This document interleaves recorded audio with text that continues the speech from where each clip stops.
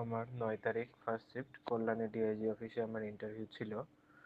আমরা ৯টার সময় পৌঁছে গিয়েছিলাম। আমাদের তারপর কিছু ডকুমেন্টস চাইলো, সেই ডকুমেন্টসগুলো আমরা ফুল আপ করলাম। একটা ফর্ম দিয়েছিল, সেখানে নিজের নাম, ঠিক আছে, নিজের হবি, কোন খেলা পছন্দ করি, ওইগুলো লেখার পর আমাদের ডকুমেন্টস ভেরিফিকেশন হলো, আধার ভেরিফিকেশন হলো, তারপরে আমাদের লাইন দাঁড় করে দিল।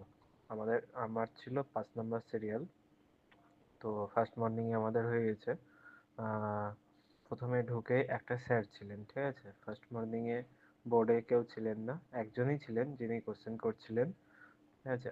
8 নম্বর সিরিয়াল যখন চলছিল তখন আরেকটা স্যার ঢোকে।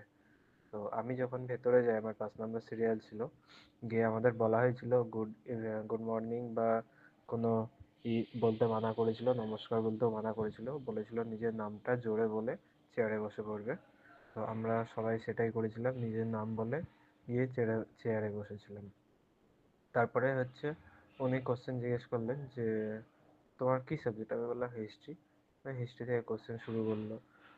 সিরাজউদ্দৌলা কবে সিংহাসনে বসেন, পলাশির যুদ্ধ কবে হয়, হ্যাঁ, তারপরে হচ্ছে সত্যলোক নীতি কে করেছিল, তারপরে চিরস্থায়ী বন্দোবস্ত কে করেছিল, কেন করেছিল, আর লাস্ট যেটা করেছিল যে পুলিশের ব্যবস্থা কে করেছিল।